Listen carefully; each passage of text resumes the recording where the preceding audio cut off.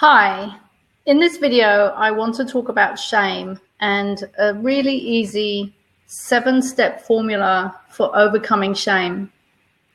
Now, nobody enjoys feeling ashamed or belittled or less than, and there are deep reasons for why this pattern gets set up in childhood, usually due to traumas, emotional neglect, some form of abuse, criticism, judgment. There are lots of reasons why shame gets set up.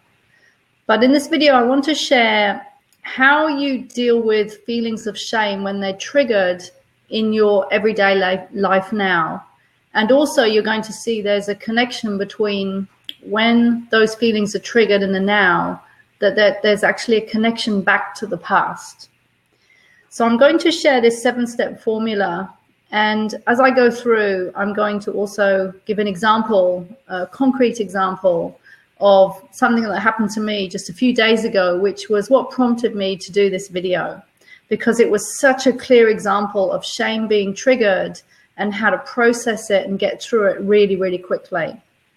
Because if we don't deal with our emotions quickly, then they can hang around for hours, days, months, years. And we don't want that. We need to be able to clear those emotions as quickly as possible and then get back to our life. So the first thing that happens is a situation happens which triggers feelings inside of us, such as shame or upset or frustration or belittlement or whatever it is. And usually that situation has to do with another person. We're not going to feel shamed by a tree or a dog or a table or something like that. It's usually to do with other people. And usually the reason that we feel the shame coming up inside of us is because of what that other person says or does. And as you're going to see, that other person may or may not be doing something to put you down, so to speak. But whether they are or whether they're not, it still may trigger the feelings of shame inside of you. Now, what happened for me the other day was I was driving for the tennis tournament that happens here every year in Auckland. It's like the New Zealand equivalent of Wimbledon. And I'm a driver. I drive the tennis players around. And we drive lovely, fancy, new Jaguar SUVs. They're very nice cars to drive. And they have huge wheels. I think the wheels are something like 20 or 22 inch. They're absolutely massive. And I drove very, very slowly around the corner to park in front of the stadium. And there were quite a few cars in front of me, and I couldn't quite come around as I would like. And I went slightly onto the curb. And I had to park there just for 30 seconds while I ran upstairs to get my bag. And whilst I was aware that the car was slightly on the curb, just one wheel on the curb, and it didn't look great, I thought, well, it's only 30 seconds. I'm just running up the stairs and down to get my bag. And when I came back down again, my manager was standing there with 2 other drivers just looking at it, just going, oh, just like that. And the drivers were standing there looking as well. And as they did that, I felt feelings of shame and upset and not good enough and all that sort of stuff arise within me, get triggered within me. And I felt frustrated because I felt it was, their response was over what it needed to be for what it was. But I didn't have time to talk about it. I had to get in the car. I was due to pick somebody up. And I drove off. But as I was driving off, I was very aware of the feelings which had been triggered inside of me by these other people's response. So here was a person in authority, a male man in authority to me, and it had triggered these feelings inside of me. And as I drove off, I started to process the feelings. And by the way, what's really important here is to notice that there's a choice point at this point. And you'll see all this in the downloadable PDF template, which I have with this video, so you can follow along with the template. But I knew that I was at a choice point at this point of dealing with the emotions or just pushing them aside and suppressing them. Now, in the past, that's what I would have done, because I wouldn't have been aware enough to know what I was really feeling, believe it or not. Even though I would have felt uncomfortable and upset, I wouldn't have been able to label the feelings. And also, I didn't know that I should be doing anything with the feelings, and I didn't know how to process them and get rid of them. So they just would have lurked inside, and they would have made me feel for the rest of the day, and maybe even into the next day. And this is what happens when we don't process our feelings. They stick around inside and they make us feel horrible. So we have a choice point. Once we learn that actually there is something we can do very quickly and immediately to get rid of emotions, and we learn techniques to do that, then we have a choice. We no longer have to be at the mercy of these emotions.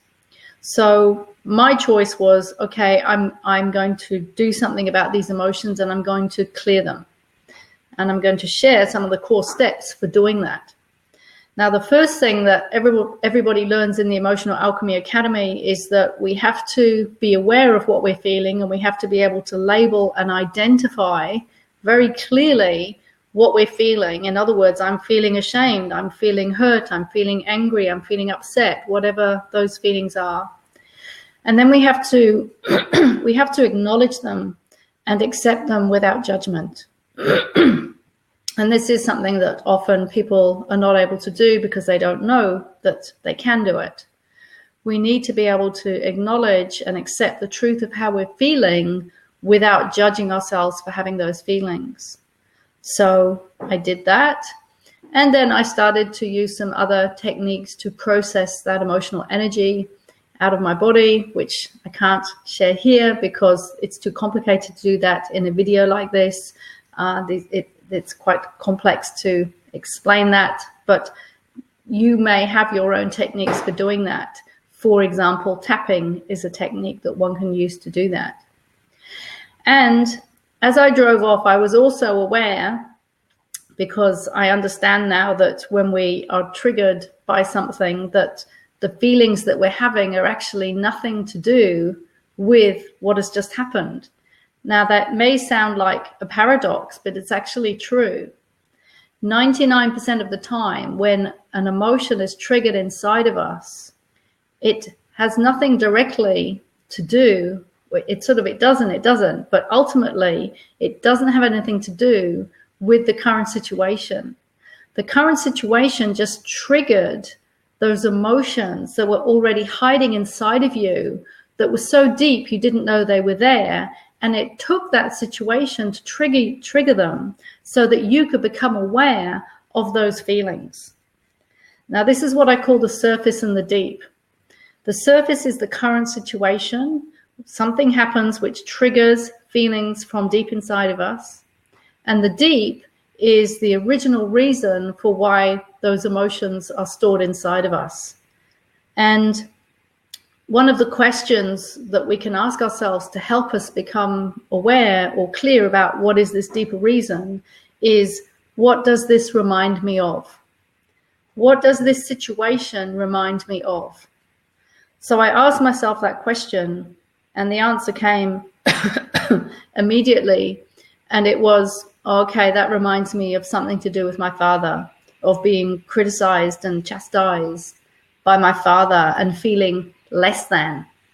So that's what had happened, was that this male figure had done something to him quite innocuous, which, because of the way the memory works and the way our audio visual faculties work with our memory, it had re-triggered old feelings of shame within me that I didn't even know were there.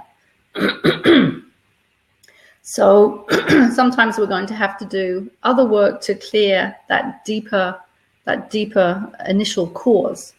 I'm not going to go there now because we don't need to for the purposes of this video. But the next step, the final step, which may or may not be needed, is that we sometimes have to deal with the situation and the person directly. Now, I was unable to do that straight away because I was just going off driving to pick somebody up. And so I had a little bit of time to think about it and to think, okay, what is it that I need to say? What is it I need to explain? because I had felt that I had been unfairly misjudged without this person, my manager, knowing the full details. So when I came back, I went into the office, and fortunately he was by himself, and I went up to him and I said, listen, I'm sorry that I parked on the curb like that, but I need to explain what happened. And I shared, why I'd parked like that, because I needed to explain my side of things. Now, as it happened, he had actually almost forgotten about it. And he explained from his end as well why he was annoyed at me parking like that. And so I understood his side of the story too. And it actually wasn't necessary at the time for me to to then go into saying, well, actually, I felt very upset by how you spoke to me. There was actually no need to do that in this particular situation. But what I want to say is that sometimes it is very, very important that if we're still feeling emotions, that we communicate the truth of how we're feeling to that person. Now, it takes a lot of courage to do that sometimes. It even took courage just to go into him and speak to him about it. I could have chosen not to say anything, and this is what a lot of people do. They choose to avoid dealing with the situation directly, and they also choose to avoid dealing with their own emotions. And that doesn't work. It just builds up a stockpile of emotional energy inside of us. And then we feel horrible and we feel unhappy. And then eventually, if we do that enough, we get sick. So it's important to recognize that it does take courage to do this.